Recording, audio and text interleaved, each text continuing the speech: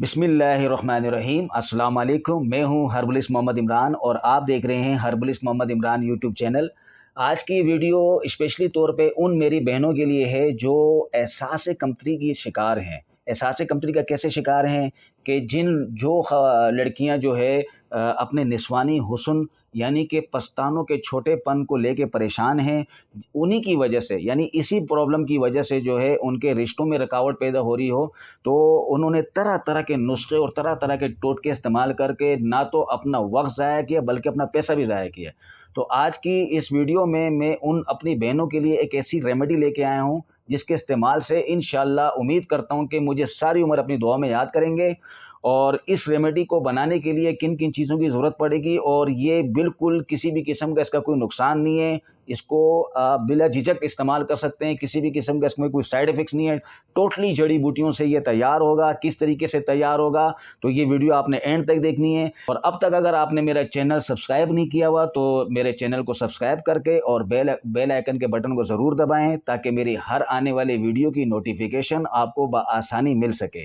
तो आज की इस वीडियो में जो मैंने रेमेडी बनाना है वो मैं आपको बना के दिखाऊंगा। पहले किस तरीके से ये बनाना है और किस किस मिकदार में लेनी है चीज़ें, ये आपके सामने जो है ये जड़ी बूटियाँ जो नज़र आ रही हैं ये आपको मैं थोड़ा सा बना के दिखाऊंगा। आपने इस्तेमाल करना है, कंटिन्यू इसको इस्तेमाल करें। इंशाल्लाह इसके इस्तेमाल से आपके जो पस्तानों का जो छोटापन इंशाल्लाह दूर होगा। इसमें जो है निस्वानी हुस्न की जो बढ़ोतरी के लिए जो इसमें इंग्रेडिएंट्स डलेंगी, बेहद मुफीद इंग्रेडिएंट्स इसमें डलेंगी। इंशाल्लाह उम्मीद करता हूँ सारी उम्र मुझे अपनी दुआ में याद करेंगे। तो रेमेडी के लिए क्या क्या चीज़ें लेनी है मैं बनाने लगा हूँ, आपने इसे नोट करना है। तो इस रेमेडी के लिए जो चीज़ें हमें चाहिए, सबसे पहले तो मैं एक आपको थोड़ा सा बना के दिखाऊंगा इसमें, ठीक है। और सबसे पहली चीज़ जो है ना, मैं इस बॉल में थोड़ी चीज़ें डालूंगा, फिर इस बॉल से मैं इस ग्राइंडर में डाल के इसको थोड़ा सा आपको मैं ग्राइंड करके दिखाऊंगा किस तरह का बनता है ये। इसमें सबसे पहली चीज़ है जी आपका ये साबूदाना, ठीक है। तो साबूदाना जो है ये आपने लेना है 50 ग्राम। 50 ग्राम आपने साबूदाना लेना है। मैं थोड़ा सा डमी के तौर पे आपको बना के दिखा रहा हूँ, ठीक है। और फिर ये है जी आपका सफ़ेद तिल सफ़ेद, ठीक है।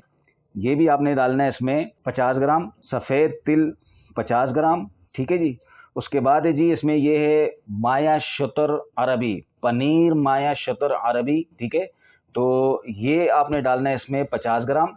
ये भी मैं इसमें थोड़ा सा ले लेता हूँ। पनीर माया शतर अरबी ये भी आपने डालना है इसमें 50 ग्राम, ठीक है। उसके बाद है जी ये मक्का रूट, ठीक है। मक्का रूट जो है ये इस तरह का सफ़ूफ होता है, मक्का रूट पाउडर है ये भी आपने, ये वैसे शलजम की तरह एक सब्ज़ी होती है, तो शलजम की तरह होता है ये, उसका सूखा हुआ पाउडर है, ठीक है।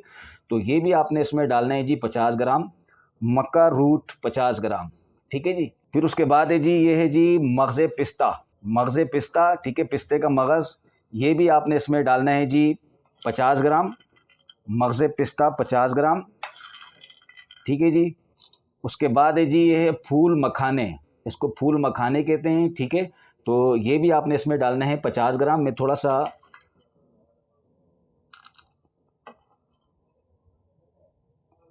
तो फूल मखाने भी आपने डालना है इसमें 50 ग्राम। फिर ये है जी सतावर, इसको कहते हैं सतावर, ठीक है। तो ये भी आपने डालना है इसमें 50 ग्राम। सतावर भी हमने लेना है थोड़ा 50 ग्राम, ठीक है जी। अच्छा, उसके बाद है जी ये मगज़े बादाम, ठीक है, बादाम का मगज़, ये भी आपने लेना है इसमें 50 ग्राम, मगज़े बादाम 50 ग्राम, ठीक है जी। फिर उसके बाद है जी ये है अलसी दाना, इसको बोलते हैं अलसी दाना, अलसी के बीज, ठीक है। तो ये आपने डालना है इसमें 30 ग्राम आपने अलसी दाना डालना है। उसके बाद ये है जी मिश्री। अच्छा, मिश्री आपने जो है हस्बे ज़ायका, जितना मीठा आप लेना चाहें, ठीक है, तो उतना आप मीठा इसमें डाल सकते हैं। वैसे तो मैं जितना हमने लिया है ये इसमें 100 ग्राम डालते हैं, लेकिन अगर आप कम मीठा खाने वाले हैं तो कम मीठा भी ले सकते हैं। तो मैं थोड़ा सा इसमें मिश्री भी डाल लेते हैं हम, ठीक है। तो मिश्री आपने इसमें वैसे 100 ग्राम डालना है, अगर कम मीठा खाने वाले तो कम भी डाल सकते हैं, ठीक है जी। तो ये सारी चीज़ें इस बॉल में आ गई हैं। अब हम इसको पीस के दिखाएंगे इसके अंदर, ठीक है जी। तो ये इस ग्राइंडर में बाकायदा तौर पे पीसना है हमने। ये ग्राइंडर का मैंने कैप बंद कर दिया। अब मैं ग्राइंडर अपने स्टार्ट करता हूँ।